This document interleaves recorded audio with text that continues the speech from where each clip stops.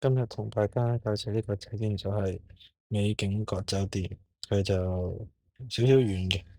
就位於呢個龍華區同埋光明區中間咁樣啦。咁我揀嘅房型今次咧就係呢個800幾尺嘅美食家套房，小朋友幾中意嘅，咁我哋睇下先啦。咁就羅湖打車 call 車出發，就去到目的地110多人民幣左右啦。咁佢呢間酒店附近嘅配套咧，有呢個藝術館啦，係幾新派嘅，經過見到都幾靚。之前係上網都見過有人介紹噶啦，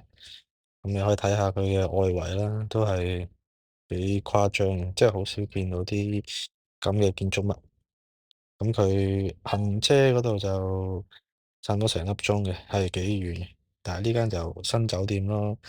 就係佢雅高集團旗下嘅。咁雅高係一個法國品牌啦，我 check 翻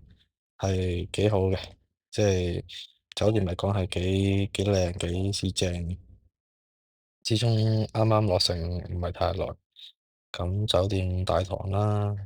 唔大唔細，就當時入住嗰陣就reception 嗰度係2個人啦，都要等前面有一個就等一陣咁樣咯。咁 room tour 開始就睇下啲房啦，咁就八百幾尺呢個嚟個化妝間先啦。咁啊，老婆小朋友都中意，地方夠大啊嘛。咁佢廁所有2個嘅，呢度其中一個，呢度有廁所加個浴室。咁就望下啦，房嗰陣生日佈置啦，生日佈置就係提前咗同酒店講嘅，老婆生日，咁就再睇下，哇！呢度有個廳嘅，呢度廳即係又有部電視咯，2部電視，咁就望下出面啦，對住呢間就國際學校嚟嘅，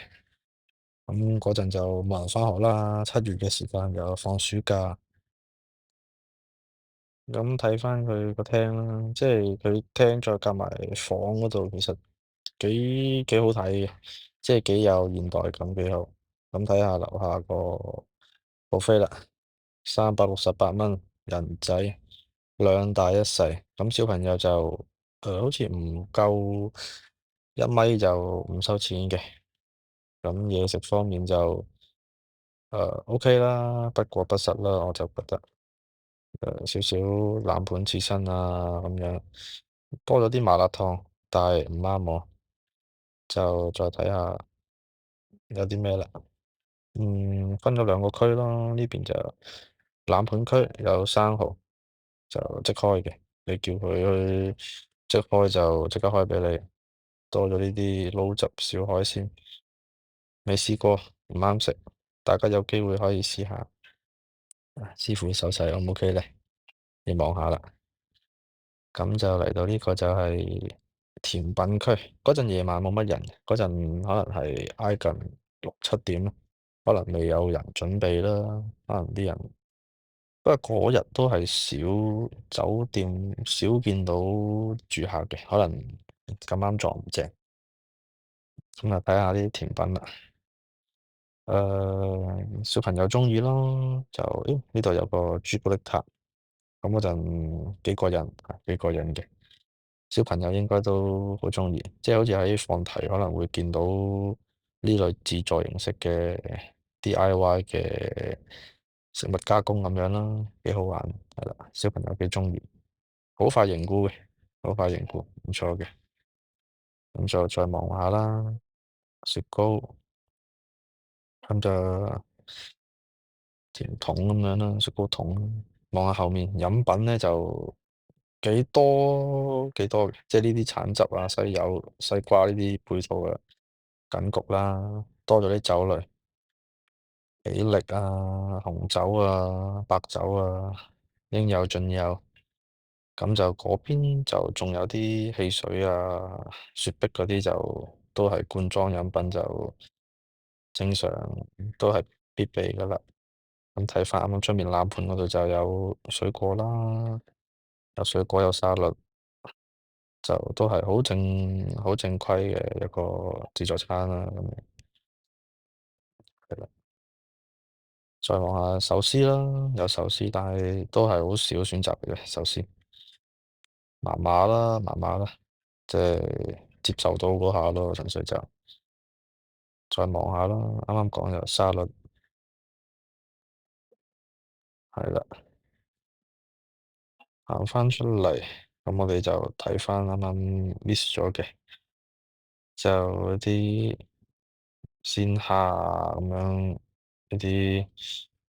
鮑魚啊呢啲，不過我就唔係好啱，我啊鍾意熟食嗰啲多啲，唔係好慣啦。咁睇翻早餐啦，